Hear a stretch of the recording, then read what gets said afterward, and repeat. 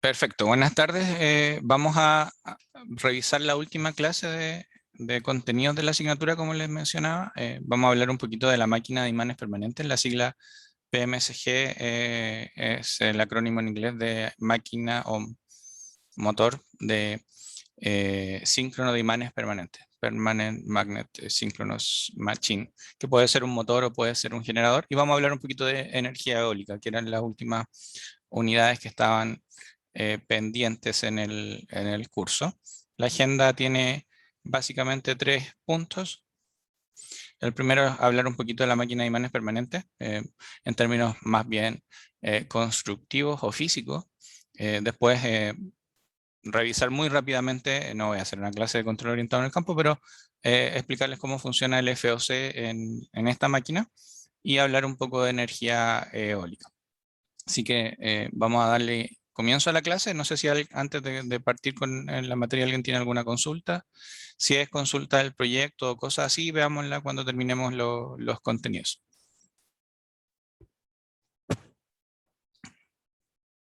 Así que, De mi parte no. perfecto, partimos entonces.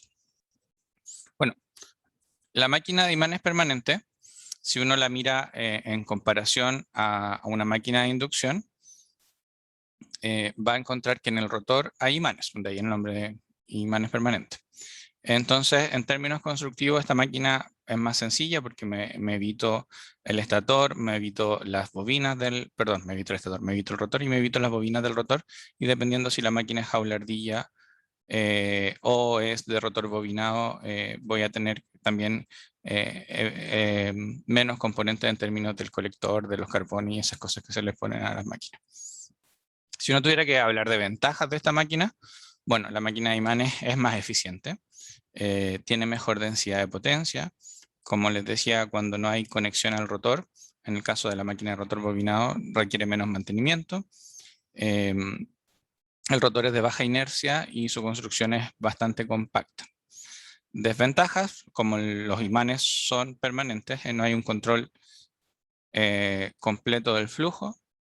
Podría darse el caso en que los imanes se desmagneticen y ahí perdimos la máquina.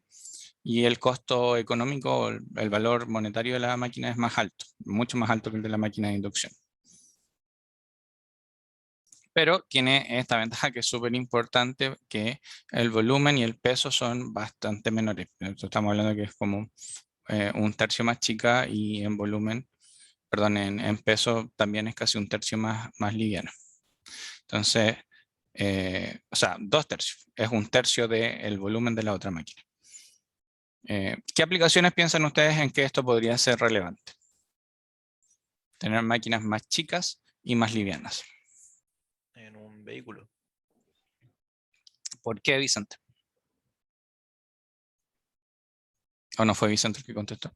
No, profe, fui yo. José. Porque al ser el motor más liviano, se reduce de cierta manera la carga que el propio motor tiene que impulsar. Efectivamente, esa es una de las razones. En un vehículo, ¿en qué otra aplicación se les ocurre que también podría ser importante esto?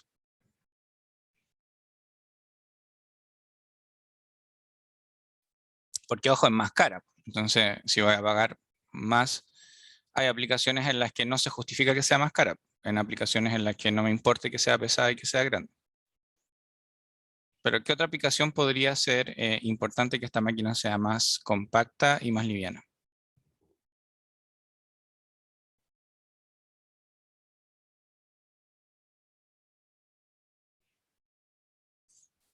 ¿Sería útil, por ejemplo, en una central hidroeléctrica?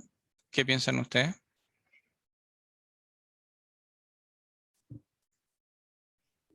Es que en una central hidroeléctrica igual los tamaños de los motores son gigantescos. Y tienen que mover hartas dimensiones. Entonces Pero no le veo. ¿qué sería o no importante, piensa Alexander? Yo pienso que no, porque son motores gigantes que están estáticos. En cambio, como decía mi compañero, el vehículo tiene que en alguna medida tirar esa carga misma. Entonces creo que, por ejemplo, en ese ejemplo no sería necesario. Tiene toda la razón Alexander. Si tengo espacio para inundar no sé cuántas hectáreas, para hacer una represa y tener recurso hidráulico seguro, también tengo espacio para poner un generador que sea 2 o 3 veces más barato y que sea más grande nomás. No tiene mucho sentido ahí. Bueno, hay otra aplicación en que esto, bueno, hay varias más. Aerospace, que es la industria aeronáutica, por ejemplo, es súper relevante que las máquinas sean livianas y más chicas. Si pensamos en un avión que va de Santiago a París, que está 15 horas en el aire, eh, es súper importante que la reducción de peso y de espacio sea como se ve en esta diapositiva. Em, Aquí también se ilustra un poquito el tema de una comparación en términos de eficiencia de esta máquina operando como motor, comparada con un motor de inducción con norma NEMA Premium. Hay 4 normas de eficiencia, las pueden estudiar, no tiene mucha ciencia, cada una es más eficiente que la otra y cada motor es más caro que el anterior.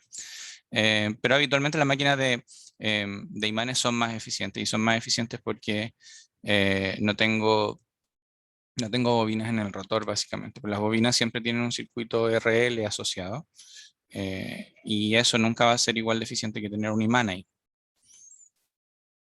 Entonces, en ese link pueden dar una revisión rápida para que tengan idea también de los tipos de eficiencia que tienen los motores.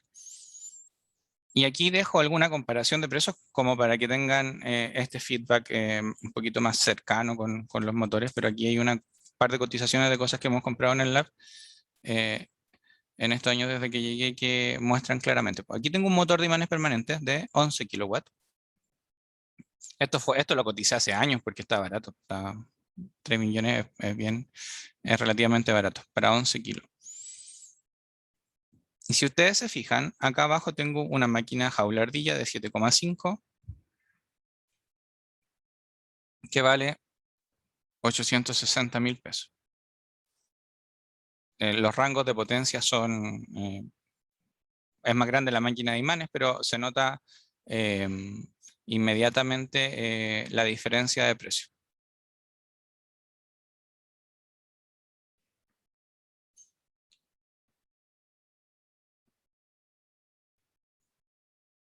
Y espérenme, me equivoqué, tenía otra cotización y puse 2 veces la misma, porque acá está básicamente lo mismo sí, está lo mismo. La voy a actualizar antes de subirla, y acá hay otra, en la que hay máquinas, claro, acá está la máquina de imanes permanentes. Si se fijan, esta cotización tiene que haber sido como el 2016, no, yo volví a Chile el 2017. Cuando recién llegué, coticé esto. Y 11 kilowatts estaban a 2.900.000. Y esto lo compré el año pasado, y 7,5 kilowatts estaban a 3.300.000, pues subió bastante.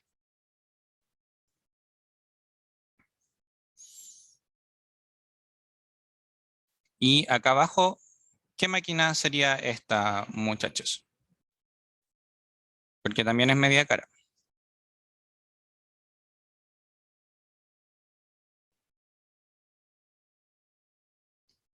¿Qué es un motor de anillos rosantes? ¿Es un motor síncrono o un motor asíncrono?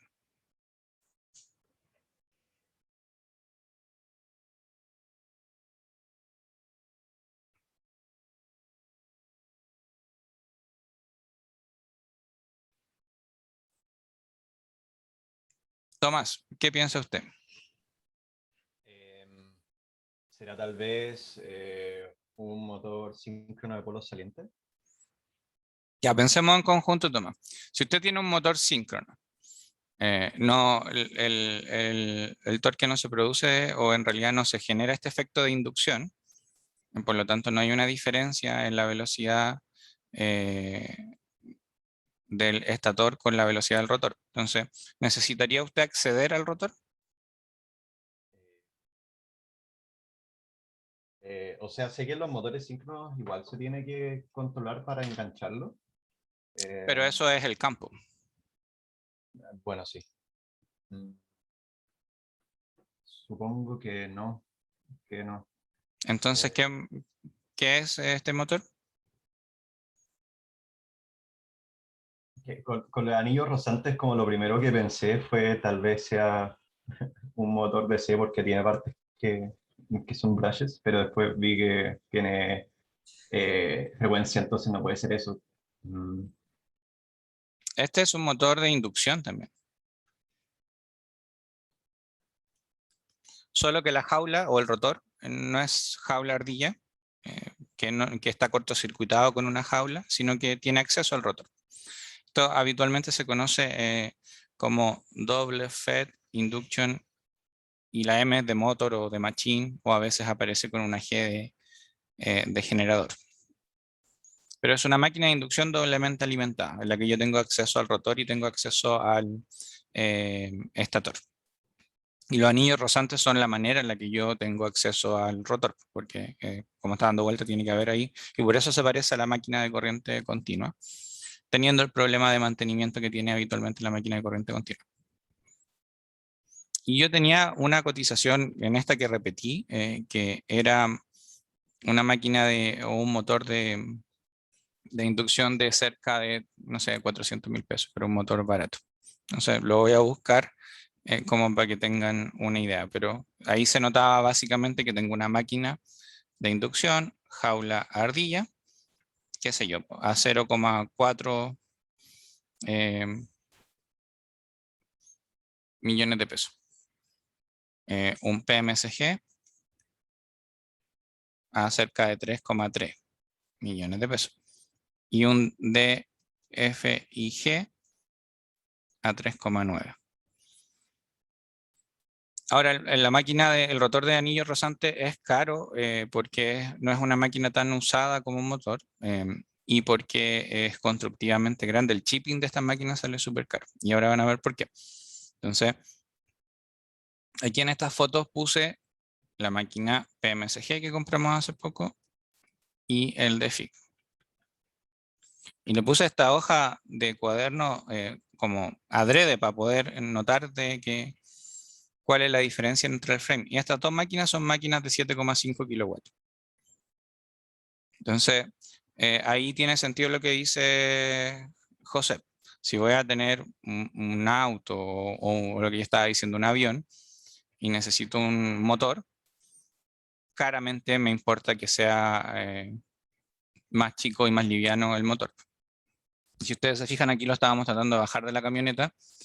Y aquí está el motor de imanes permanentes y acá dentro de esta caja grandota está el de FIC. O sea, la diferencia física es bien, bien importante. Sé si tienen alguna duda, comentario que quieran hacer al respecto.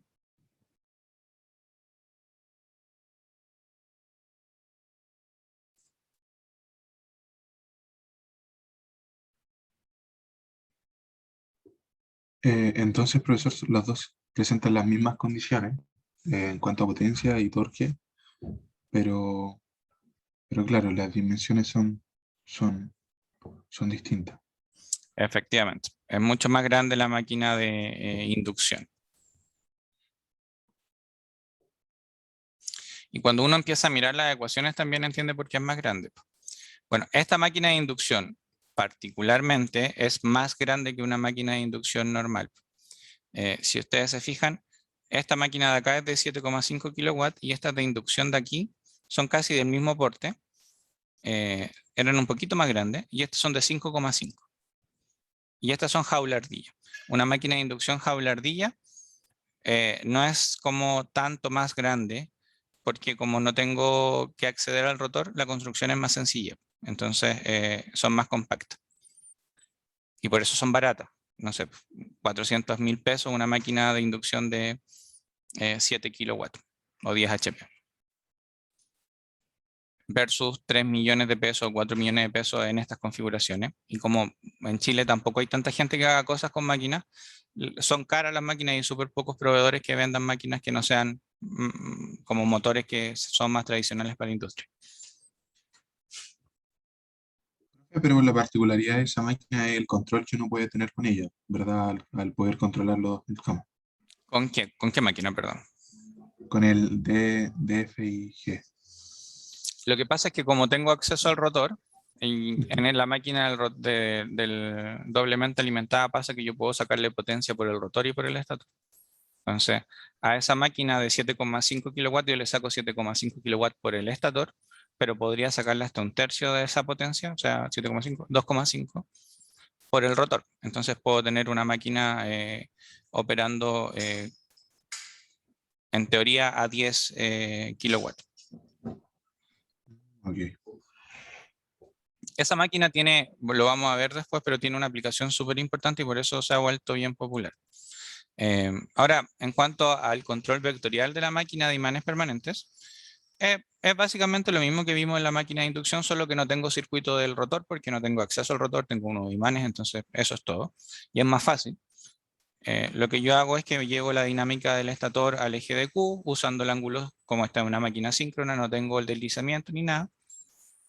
Escribo las componentes de la ecuación del estator en dq, y aquí solamente tengo el hecho de la derivada del flujo que está yéndose a dq, por eso me salen estos términos cruzados, y la única salvedad es que en este caso el flujo del estator es la inductancia del estator por la corriente del estator, más, como no hay rotor o no hay circuito de rotor, es el flujo de los imanes permanentes. Y el flujo de los imanes permanentes es una constante, porque la máquina viene magnetizada por efecto natural de los imanes. Entonces, cuando yo reemplazo, me queda esto, en D y en Q. Se da la salvedad que la máquina de polo saliente tiene distintas inductancias en los ejes directo y cuadratura, y la máquina de rotor cilíndrico tiene la misma. Eso me imagino que lo estudiaron en la primera parte con don Osvaldo, ¿no?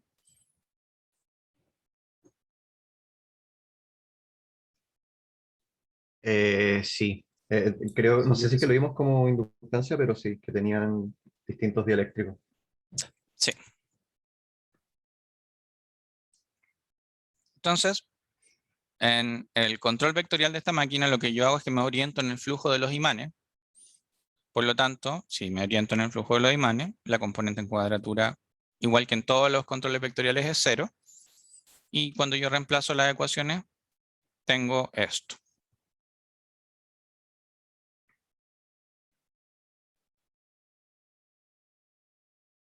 Entonces, la ecuación reducida es la que se presenta acá. Si yo desprecio las inductancias, más bien las caídas de tensión en las ramas series de la máquina, me va a dar esta simplificación de acá, que es la misma conclusión que uno saca en todas las máquinas. Pero es que básicamente la tensión en el eje en cuadratura depende del flujo de la máquina y depende de la velocidad. Como el flujo de esta máquina es constante, porque tengo el imán, no voy a estar cambiando el imán, esta máquina no opera de manera tan transparente en la zona de flujo debilitado, porque no tengo cómo bajarle el flujo de manera inmediata. Sí se hace, pero no lo voy a estar explicando porque quizás los va a complicar un poco. Pero esta máquina opera súper bien en flujo constante porque naturalmente el flujo de la máquina es constante. Entonces yo voy a tener que puedo controlar desacopladamente la velocidad o el torque a voluntad. El torque, como en el resto de las máquinas, es el producto cruz del flujo por la corriente. Si uno traduce eso en las ecuaciones, va a tener que el torque depende, igual que en la máquina de inducción, de la componente en cuadratura. Y el esquema de control es relativamente similar al que vimos en la máquina de inducción, salvo que lo que cambia es que la corriente directa se controla a 0 porque no tengo que magnetizar la máquina. Y por eso la máquina es más chica, porque la corriente nominal de una máquina es la raíz cuadrada de la corriente directa más la raíz cuadrada de la corriente en cuadratura, ambas al cuadrado. Entonces, como esta es 0, yo para una misma potencia no necesito corriente magnetizante de la máquina, y eso me explica de que la máquina sea un poco más chica que la máquina de inducción. Al igual que la máquina de inducción jaula-ardilla, yo puedo tener o no un medidor de velocidad, un encoder, y si quiero hacer control sensor, les tengo que estimar el flujo. ¿Qué flujo? El flujo de los imanes. ¿Y cómo estimo el flujo de los imanes? Bueno, tengo acá una ecuación que lo define, que es esta. Entonces yo despejo nomás el flujo por los pares de polo es igual al flujo del estator menos LS por I sub S. Y si despejo eso, encuentro el flujo y tengo el valor que ando buscando y puedo usar una técnica sensor. Este esquema lo saqué de una tesis de la Universidad de Santa María que está disponible online, en la que ellos hicieron el control sensor de una máquina de imanes permanente. Y si ustedes se fijan, aquí tengo la tensión. Estos filtros de primer orden no es nada más que un integrador. No sé si saben transformada Z. ¿Han estudiado transformada Z o no? En señales de sistema las revisamos. Ya, perfecto. Entonces, esto está hecho en tiempo discreto. Si yo quisiera poner un integrador en tiempo continuo, pongo eso. Y si lo hago en tiempo discreto, tengo que aplicarle la transformada Z al integrador. Y creo que queda una cosa así. Ya ni me acuerdo bien de la transformada, pero es nada más que un poco de mnemotecnia matemática. Y finalmente estos filtros de primer orden son integradores, ¿no? ¿Para qué? Para tener la integral del filtro menos RS por I sub S. Y así yo tengo el filtro del flujo. Y lo que hay acá es un PLL para encontrar el ángulo, pero es probablemente un poquito más avanzado. Ustedes se pueden quedar con que pueden usar la tangente a la -1.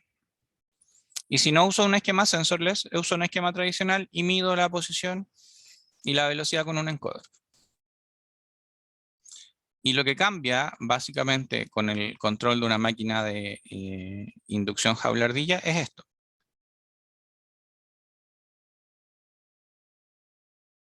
Y además que no tengo que controlar a un valor la corriente, sino que la corriente directa la seteo en 0. No sé si tienen alguna consulta o alguna duda.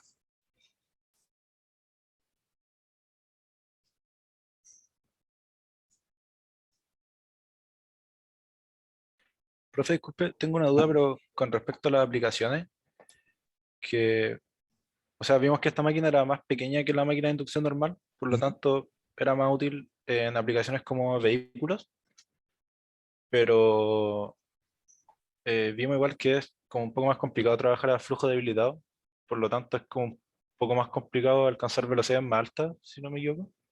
No necesariamente, porque en esta máquina es súper fácil hacerla multipolos.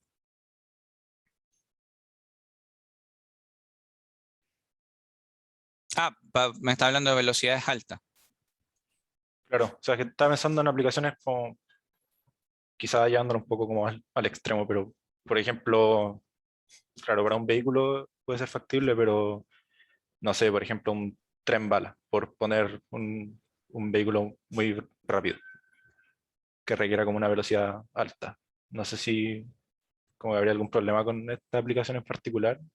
No, yo he visto, lo que pasa es que la máquina se diseña para que no opere a 3000 RPM si tiene dos polos. Se diseña pensando en que va a operar, pero yo he visto máquinas de inducción en Nottingham sobre todo, como el área de aerospace era bien grande, máquinas de 20.000 RPM,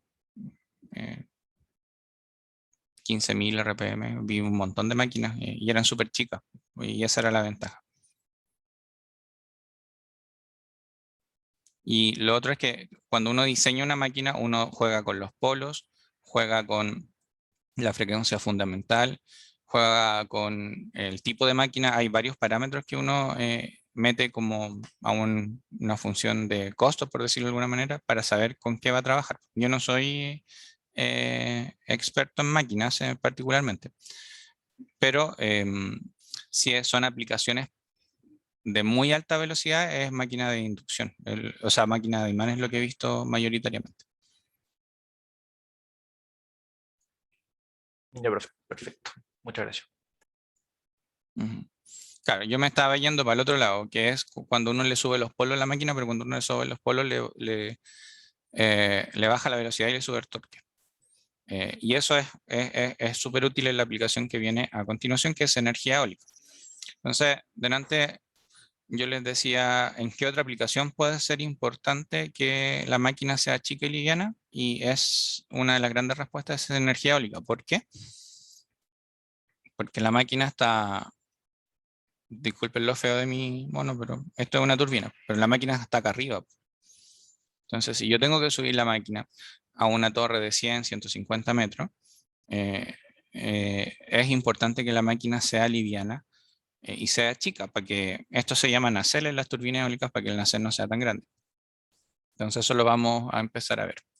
Primero, algunos datos. Tengo que actualizar esto. No está tan update, pero la energía eólica, dentro de todas las energías sostenibles o no convencionales, es la que tiene mayor capacidad instalada a nivel mundial. Estamos hablando de cerca de 600 gigas al año pasado.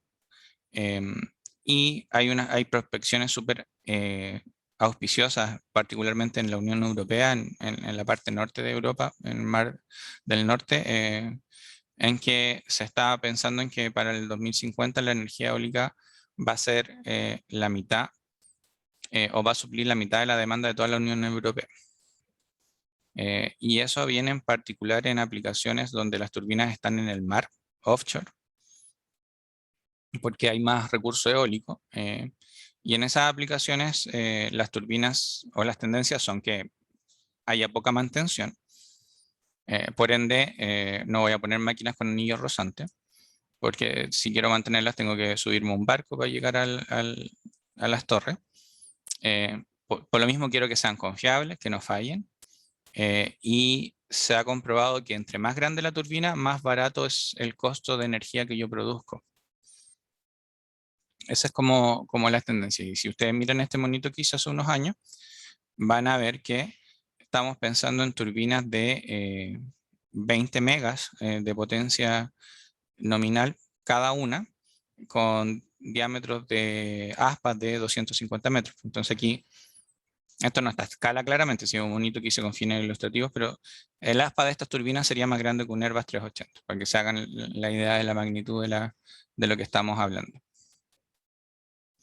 Hay un montón de desafíos para estas cosas. Las palas del rotor, hay un montón de gente que trabaja en eso porque es las palas habitualmente las palas de las turbinas o las aspas de las turbinas son una unidad por sí sola, es una sola pieza.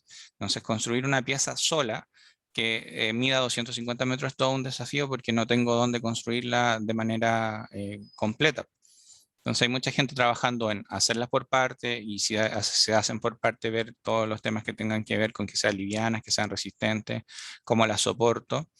Y lo que trabajamos nosotros, o lo que trabajo yo particularmente, es cómo convierto la energía que genero con esas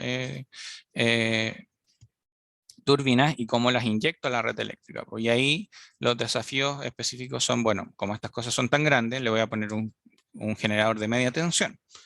Ese generador de media tensión habitualmente está conectada a un equipo de electrónica de potencia que realiza conversión alterna a alterna, y como me conecto a la red tengo que cumplir con las normas de conexión a la red. Entonces, alguno de ustedes me podría decir por qué tengo que hacer una conversión de alterna a alterna si el generador ya genera en alterna. ¿Cuál es la función de esa etapa? La frecuencia. ¿Qué pasaría ahí con la frecuencia, Alexander? Es que por lo menos el aspa no siempre va a girar a una frecuencia síncrona a la red. Entonces se tiene que pasar a una frecuencia, por lo menos en este caso, 50 Hz. Exacto, súper bien, Alexander, esa es la respuesta. Esa es la función del convertidor AC-AC. Y como les mostraba acá, esto es lo saqué de un curso que hice hace unos años en los que diseñábamos estas cosas. Pero si ustedes se fijan, en la parte de abajo está el costo de energía. Y aquí lo que uno hacía era como jugar un poco con la velocidad del viento, la altura de la turbina, el ratio. Si pueden ver aquí tengo 5000, eso significa que es una turbina de 5 megas con un rotor o un diámetro de rotor de 126 metros. Y uno con todas estas cosas saca un poco la inversión que va a tener esa turbina, y con la proyección del viento uno podría decir ya, esta turbina me va a producir al año 21.760 kWh. Y si yo calculo el costo entonces de producción de esa energía, me da 0,08 euros el kilowatt hora. Si yo subo la potencia de esa turbina a 6, vamos a ver que el costo baja, ¿se fijan?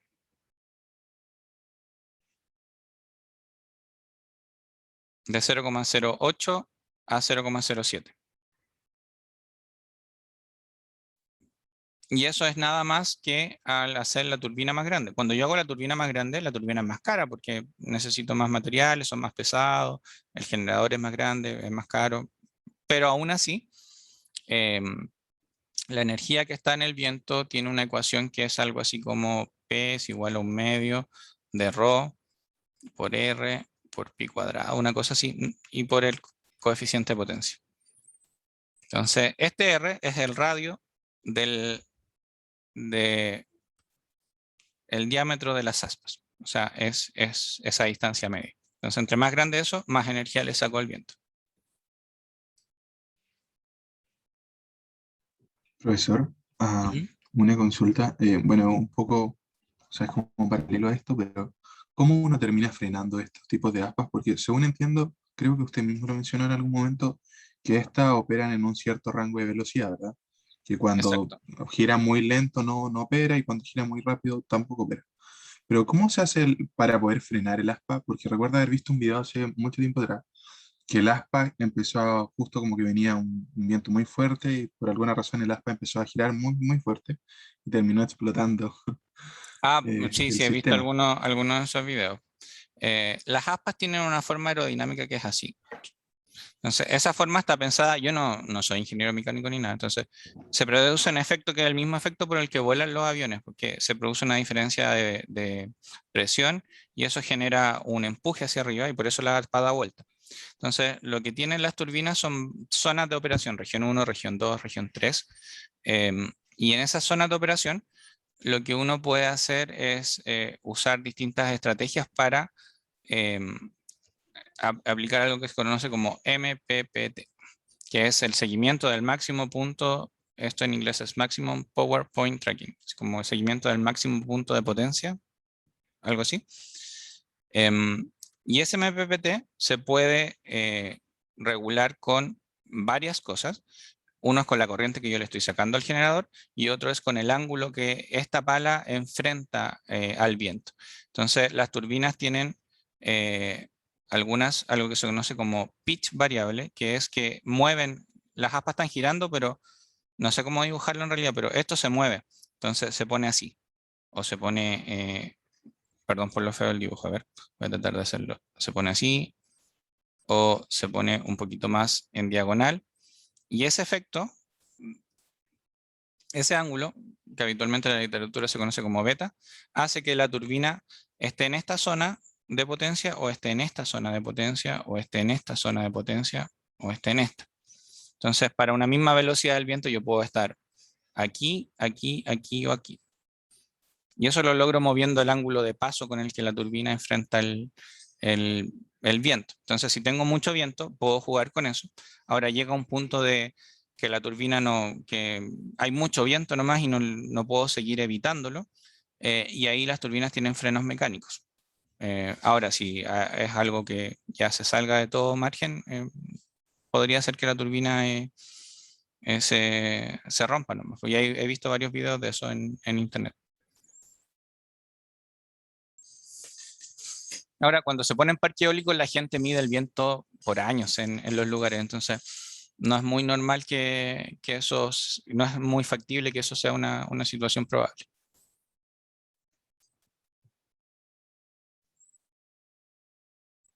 Ah, sí, se entiende, profe. Hay un paper que escribí hace unos años que resumen súper bien eso, se los voy a mandar para que lo puedan leer, pero es como un overview de cómo funcionan los sistemas eólicos. Aquí hay algunos datos de fabricantes, modelos de turbinas y potencias instaladas. Si ven, ya tenemos hartas turbinas grandes de cerca de 10 megas. Y ahora, por ejemplo, General Electric, si no me equivoco, sacó una de 14 que ya está disponible.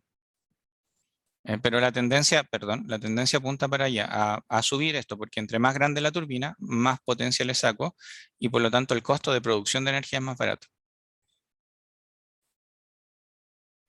Aquí están algunos de los desafíos. Bueno, como tengo estas turbinas tan grandes, los rangos de operación son habitualmente en media tensión, y esto implica que tenemos que operar con convertidores de media tensión.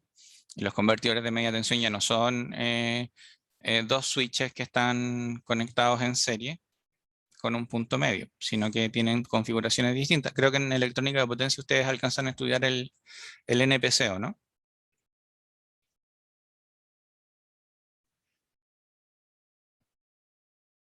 No me acuerdo de haber visto eso.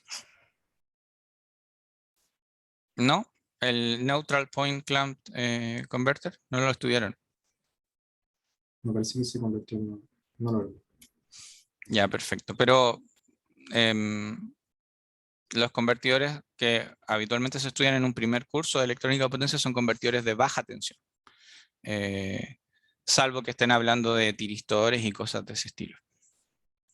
Pero en convertidores fuente de tensión, habitualmente uno estudia el convertidor de 2 niveles, fuente de tensión, que es con el mismo que yo les he hecho los ejemplos de control vectorial. Y los equipos de conexión a la red necesitan cumplir una serie de requerimientos que tienen que ver con que debieran ser capaces de, en algunos países les piden regulación activa, regulación de potencia activa, requerimientos de capacidad de resistir fallas, está esta presión de los fabricantes de ir más arriba en potencia, y de los TSO o los DSO, depende de dónde se conecte, de cumplir los requerimientos de la red eléctrica. Por ejemplo, aquí hay un resumen de códigos de conexión a la red que establecen algo que se conoce como low voltage ride-through, que es la capacidad de las turbinas eólicas de no desconectarse cuando hay fallas de voltaje, bajas de voltaje, sean balanceadas o desbalanceadas, porque los problemas de regulación de voltaje son los más comunes en sistemas eléctricos. Entonces, si ustedes imagínense que tienen un parque eólico de 500 megas, no pueden llegar y desconectarlo si ven una falla transitoria de 50 milisegundos. Entonces, eso hace que el requerimiento de la turbina eólica se parezca cada vez más al de una central tradicional y no al de una central con un recurso que no es despachable. En cuanto a turbinas eólicas, habitualmente tenemos de eje vertical y de eje horizontal. La más eficiente hasta el momento es la de eje horizontal con 3 aspas. Hay algunas de eje horizontal con 2 aspas o con más aspas, pero aerodinámicamente este es el diseño al que se ha confluido en el mercado, que es el que más genera energía en relación a su costo, y por eso estas son las turbinas que más vemos. Y adentro de la turbina está lo que les decía. Están el buje, las palas que se conectan al buje, y estas palas tienen un mecanismo de rotación que se usa para controlar este exceso posiblemente de potencia. Habitualmente hay una caja multiplicadora o gearbox, y después viene el generador eléctrico, y después del generador viene el equipo electrónico que lo inyecta a la red. Si lo viéramos en un esquema más eléctrico, tenemos la turbina, el gearbox, que es la caja multiplicadora, y esto habitualmente es porque las turbinas giran despacito, como son tan grandes, girarán, qué sé yo, a 30 RPM. Entonces de aquí yo tengo que pasar a un generador que tenga 750 RPM, por ejemplo. Y la caja multiplicadora hace ese efecto. Y aquí viene lo que decía Alexander, porque aquí yo tengo electricidad con una frecuencia variable, y después del convertidor, que puede tener un montón de formas, tengo 50 Hz. Por eso es que yo necesito uno de estos equipos. Y lo que les decía al comienzo, que habitualmente este generador es una máquina PMSG, o una máquina síncrona. Los sistemas, aquí yo estoy usando la sigla WEX, que es en inglés Wind Energy Conversion System, o sistema de conversión de energía eólica. Entonces, hay de velocidad fija y de velocidad variable. Los de velocidad fija son básicamente la primera generación de turbinas eólicas que conectaban directamente, así sin ningún problema, el generador a la red, por lo que la velocidad del rotor quedaba fija y determinada por la conexión a la red. Eso hacía de que fueran sistemas súper poco eficientes, porque por un lado la máquina estaba conectada a la red y tenía fija su frecuencia, pero por el otro lado tenía una turbina que estaba girando a velocidades variables, y tenían un sinfín de problemas eléctricos que carecían de regulación de frecuencia e introducían las variaciones de tensión y de frecuencia a la red, y eso genera bastantes problemas. Y los sistemas de velocidad variable son sistemas que tenían varias ventajas sobre los sistemas de velocidad fijo. Lo primero es que convertían más energía porque la velocidad del generador ya no estaba anclada a la velocidad de la red. El generador giraba a la velocidad que le producía el viento, y un equipo de electrónica de potencia se encargaba de esa conexión.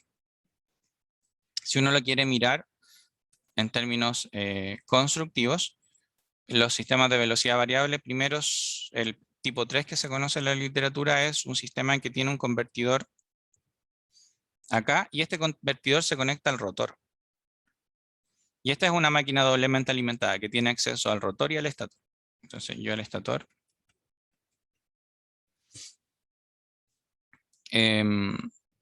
le conecto la red directamente.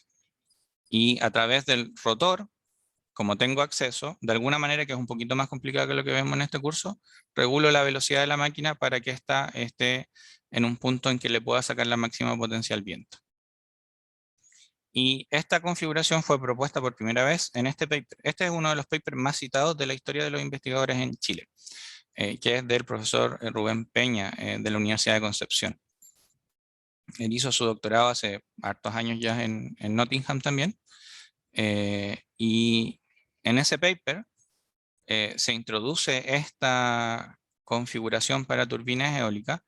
Y lo interesante de esto es que yo diría que la mitad del mercado de turbinas eólicas en Chile tienen esta configuración. Entonces ahí uno puede ver un impacto directo en la industria de algo que se inventó hace 95, será una cosa así, hace muchos años, pero por un investigador nacional. Ahora, ¿por qué creen ustedes que si yo les dije que la máquina de doblemente alimentada no es barata y es más grande, se usa en turbinas eólicas?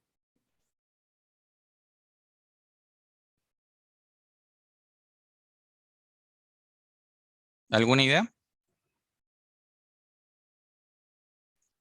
Mm, lo primero que se me ocurre es que la ganancia a nivel energético tiene que ser lo suficientemente superior como para suplir el costo económico que supone que la máquina sea más grande. Ese es un muy buen punto, José, y eso está correcto. Al ser una máquina de velocidad variable, yo le saco al viento la potencia máxima que éste tiene disponible en un rango variable de operaciones, de velocidades, no como en las que en la de velocidad fija. Si hiciéramos un esquema de velocidad fija, no lo quise poner acá, pero es básicamente aquí un gearbox, aquí tengo un generador y aquí tengo la red. Y eso es todo. Entonces, como la red le impone la velocidad al generador, el generador le saca muy pocas veces la velocidad disponible al viento. Entonces, la producción de energía de esa máquina es poca en comparación con esta, en la que, como yo aquí tengo un convertidor que le regula la velocidad al rotor, le puedo sacar potencia máxima a la máquina en una serie de velocidades. Entonces, independiente que la máquina sea grande y sea cara, se paga. Se paga por eso y se paga por otra cosa, que quizás se ve mejor acá. Esta es la topología que yo diría hoy en día se está utilizando más con la máquina de inducción, la máquina de imanes permanentes, en la que yo tengo el generador totalmente desacoplado de la red porque tengo un convertidor de toda la potencia. Entonces, si este sistema es de 10 megawatts, este convertidor es de 10 megawatts. Entonces, esta máquina gana por varias partes, porque la máquina es más chica, porque es más liviana, pero tiene el problema de que necesita un convertidor de 10 megawatts. Esta otra máquina, si bien saca más energía, tiene el rotor conectado al convertidor, y el rotor saca el 30% de la potencia nominal de la máquina. Entonces el convertidor ya no es de 3 megawatts para el ejemplo anterior de 10. Yo aquí tengo 10 megawatts, entonces este convertidor es de 3 megawatts nomás. Entonces la otra ventaja de esta configuración es que el convertidor es más chico y por ende es más barato. Entonces esta configuración es bastante más cara porque la máquina de imanes es cara y el convertidor es cara. Esta configuración es un punto medio porque la máquina es cara, pero el convertidor es barato. Y esta es la más barata, pero produce poca energía. ¿Se entiende cómo la evolución? Sí, se entiende. Sí, Perfecto. Y uno de los problemas grandes que están enfrentando los sistemas eólicos, como ya son masivos, es que, bueno, si aquí hay una falla, bueno, si hay una falla, la falla no llega a terminales de la máquina, porque tengo el convertidor entre medio. En cambio, en la configuración de FIC, la falla llega directamente al estator. Entonces, se habla de que la capacidad de resistir fallas de este tipo de turbinas es mucho más mala que la capacidad de resistir fallas de estas turbinas que tienen acá.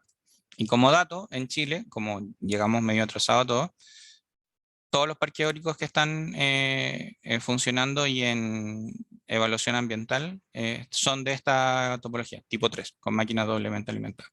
¿Qué significa eso? Que algún día, si tenemos cortocircuitos, los vamos a tener que sacar. Y ahí vamos a tener un problema más o menos grande de impacto, porque no llegar y sacar una gran cantidad de generación cuando tengo fallas transitorias. profesor. Ujú. Disculpe entonces para como resumir un poco esta sección. eh, yo logro controlar la velocidad de mi rotor en base a la red por medio del convertidor y al mismo tiempo estoy alimentando a la red con un 30% de la energía sacada del rotor y el otro 70% del estator. Exacto. Ok, Sí, esta máquina es bien complicada, sí, porque tiene varios modos de operación. Y por eso no la explico en este curso de dinámica, porque tiene operación absorbiendo por el rotor, inyectando por el estator, viceversa, e inyectando por rotor y estator, consumiendo por rotor y estator. Entonces se da como varios modos de operación. Pero en el mejor de los casos, la máquina inyecta 3 por acá y 7 por ahí.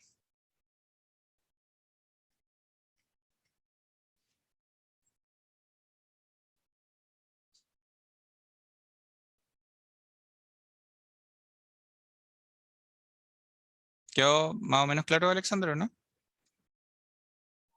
sí, sí, ahora me quedo más claro.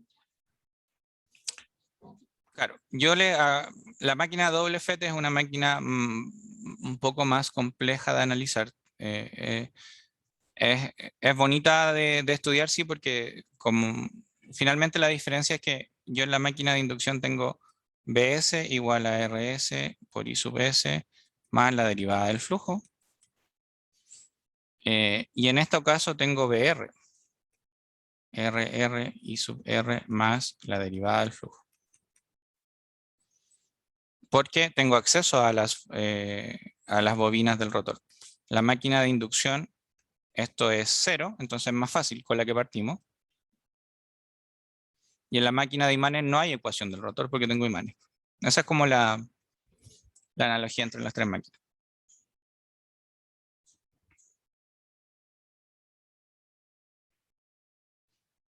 Profe, y pensando, por ejemplo, ahora con lo que se está viviendo, ¿usted cree que en algún momento pueda ocasionarse algún daño a estos tipos de red con las posibles cortes de energía? Sí, es que hay que mirar lo que pasa en Europa nomás, Alexander. Pero en Europa ya todas las máquinas que se están instalando son tipo 4. Y es porque tienen una inserción de energía eólica súper grande y no pueden llegar y sacarla.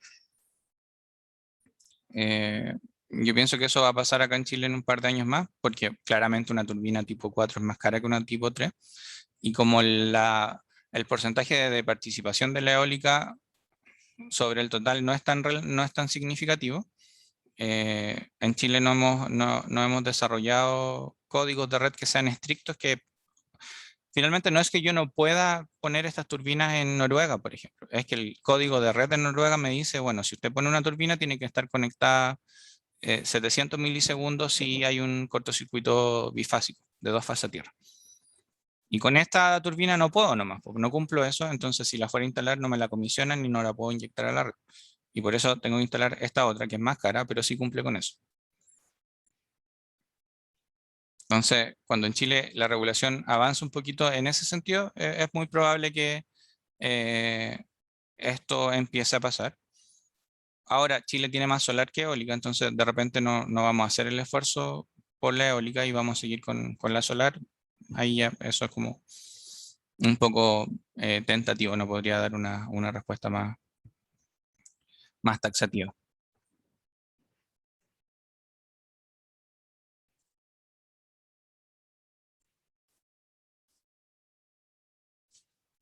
Y creo que sí, hasta acá nomás tenía preparado hoy día. Como les decía, esto no va a entrar en el proceso evaluativo, pero considera importante que lo pudieran tener ahí como un input técnico. El día jueves vamos a hacer la interrogación y ya vamos a estar cerrando la asignatura. Así que cualquier cosa que tengan dudas, me preguntan y lo vamos resolviendo. Profe, una última consulta respecto a este tema. Yo no puedo cambiar la tipología del sistema sin modificar el motor, ¿verdad? ¿Cómo?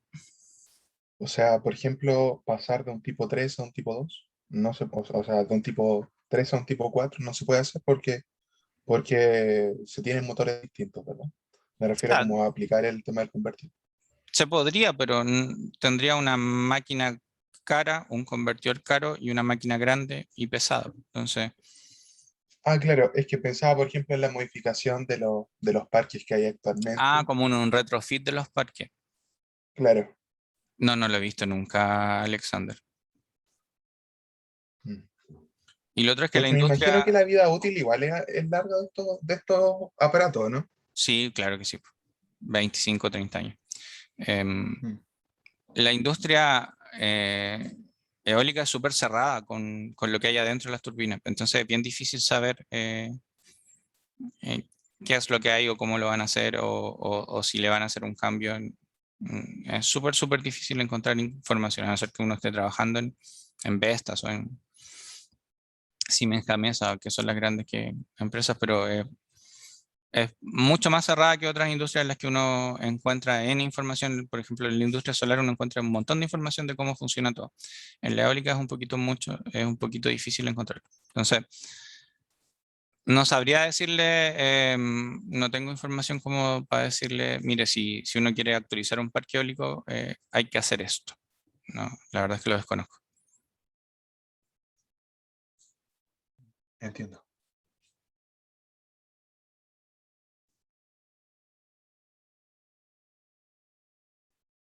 Entonces, chicos, voy a dejar hasta acá la grabación.